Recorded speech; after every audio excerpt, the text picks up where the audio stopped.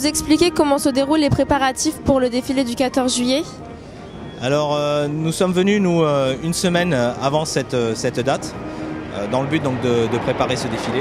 Comme toutes les activités militaires, tout passe par un entraînement. Donc cet entraînement s'est déroulé tout au long de la semaine, à la fois sur les Champs-Élysées, puisque les Parisiens qui sont très matinaux ont pu se rendre compte qu'entre 5h et 8h du matin au cours de cette semaine, les Champs-Élysées étaient un petit peu perturbés par ces répétitions, mais également sur un site qui se trouve à l'extérieur de Paris, sur le plateau de Satory à Versailles, où tout d'abord les différentes unités du défilé, une par une, se sont entraînées, et puis on a regroupé l'ensemble des troupes pour jouer. Justement, comment arrivez-vous à une telle synchronisation?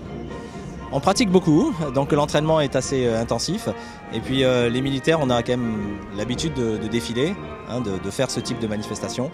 Ce qui est un peu plus difficile à gérer là, c'est qu'il y a énormément d'unités, et puis il y a une chrono qui doit être tenue. Donc tout ça, ça demande pas mal de coordination, et c'est surtout ce point-là qu'on travaille au cours des différentes répétitions. Très bien, ce défilé aujourd'hui est endeuillé par la mort des soldats en Afghanistan. Allez-vous leur rendre hommage? Alors je crois qu'il y a déjà eu un hommage national hier à l'Assemblée. Nous avons tous eu une pensée pour eux dès qu'on a appris la nouvelle, parce que beaucoup d'entre nous sont passés en Afghanistan, ou s'ils ne sont pas passés en Afghanistan, on est tous passés sur les théâtres d'opération. On sait ce que ça signifie pour nous, mais ça fait partie aussi de notre engagement. On sait que par moments la mort peut se trouver au bout de la piste. C'est regrettable pour nos camarades. On a eu immédiatement une pensée pour eux, et je crois qu'aujourd'hui on aura nos camarades dans nos têtes quand on défilera sur cette belle avenue. Merci beaucoup.